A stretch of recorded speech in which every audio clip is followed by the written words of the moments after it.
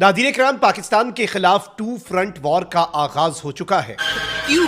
क्या हुई? अगर भारत पाकिस्तान को जन्म दे सकता है तो समय आने पर वह, अब आगे मुझे बोलने की कोई जरूरत नहीं, वो ये समझ रहा है कि ये कोई हलवा है जिसको वो आराम से खा जाएगा। मेरा ख्याल में ये उसकी सबसे बड़ी भूल है। तौबा तौबा। नाज़रीन इकराम, एक चीज आप समझे, जंगें हो चुकी और पाकिस्तान ने एक साल में 2 जंगें जीतने का रिकॉर्ड भी बना दिया। तौबा तौबा।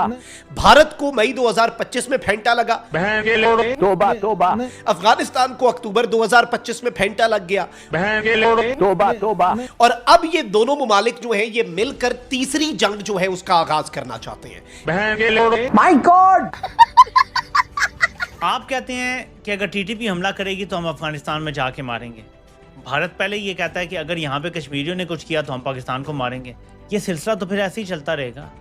कब तक ये जंगें होंगी? फिर बात का इजहार किया कि अगर भारत पाकिस्तान को जन्म दे सकता है तो फिर उन्होंने यहाँ पर पॉज लिया और कहा कि मैं अगली बात नहीं कहना चाहता। इस बात को आप खुद समझ जाएं कि मैं क्या, मेरा इशारा किस चीज की तरफ है।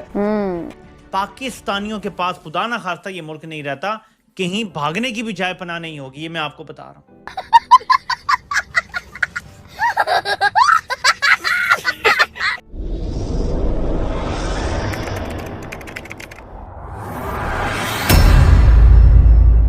नमस्कार दोस्तों, स्वागत है आपका पाकिस्तान की बर्बादी में। जी हां, तो आज की बर्बादी कुछ इस तरह है कि कल भारत के रक्षा मंत्री राजनाथ सिंह ने पाकिस्तान को लेकर एक ऐसी स्टेटमेंट दी थी कि जिसे सुनने के बाद आज एक बार फिर पूरा पाकिस्तान छाती पीट पीट कर रो रहा है।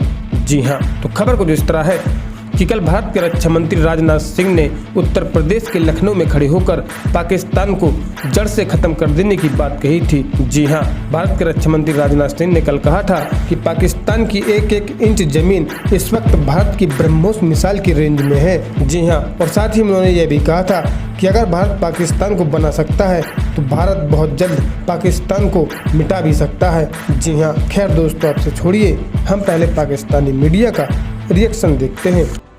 और अब भारत के वजीर दिफा राजनाथ सिंह ने जो अनाउंसमेंट की है, पाकिस्तान के खिलाफ जंग का बाज़ाब्ता ऐलान किया है, यह बहुत तशवीशनाक है।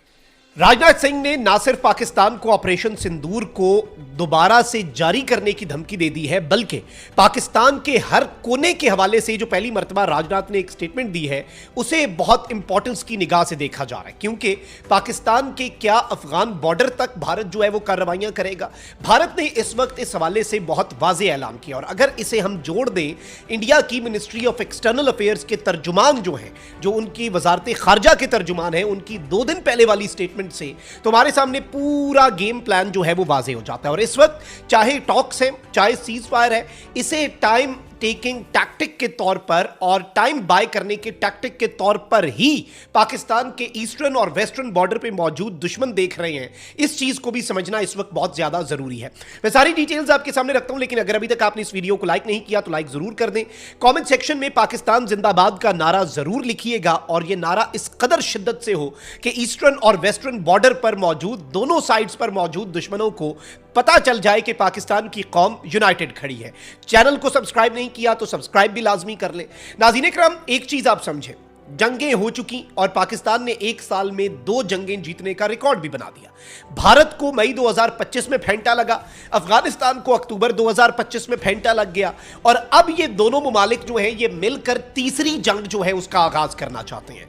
इंडिया ने ट्रेलर के तौर पर तालिबानी रिजीम को आगे किया, क्योंकि टीटीपी और बीएलए वो काम करने में नाकाम रहे जो इंडिया चाहता था कि पाकिस्तान को मसरूफ किया जाए। जब से सिंदूर में ये हारे, इनका सिंदूर तंदूर बना। अब नाज़रीन इकराम, उस वक्त से लेकर आज के दिन तक की ट्रेजेक्टरी देख लें, बीएलए और टीटीपी की कार्रवाइयां 10 गुना बढ़ गई। वो इसलिए कि पाकिस्तान वहां पर बिजी हो जाए और इंडिया उसकी आड़ में कोई कार्रवाई करे। लेकिन पाकिस्तान ने बीएलए और टीटीपी की मंजी तो ठोक दी, लेकिन भारत की तरफ पाकिस्तान ने अपना पूरी तैयारी मुकम्मल रखी और जागा रहा। तो ये चीज नरेंद्र मोदी को बॉदर कर रही थी, तो फिर उसने कहा कि अब बिल्ली को थैले से बाहर आना पड़ेगा। तालिबानी रिजीम जो है उसे भारत की प्रॉक्सी बन के खुलकर पाकिस्तान से लड़ना पड़ेगा। उन्होंने इन्हें आगे किया, पाकिस्तान ने इन्हें भी सरप्राइज कर दिया, और इंडिया को फेंटा लगा, अफगान तालिबानी रिजीम को फेंटा लगा। पाकिस्तान ने न्यू नॉर्मल लॉन्च कर दिया है, रॉ की अफगानिस्तान में एंट्री से पहले ही वो सारे सूबे जहां पर रॉ ने अपने बेसिस बनाने थे, रॉ ने जहां से टेररिस्ट जो है उन्हें नरिश करके पाकिस्तान में इन्फिल्ट्रेट करवाना था, वो एरियाज पाकिस्तान के फाइटर जेट्स की रेंज में आ गए हैं। अब वहां पर स्ट्राइक्स होती हैं, तो अब इंडिया अपने एजेंट्स भेजने से पहले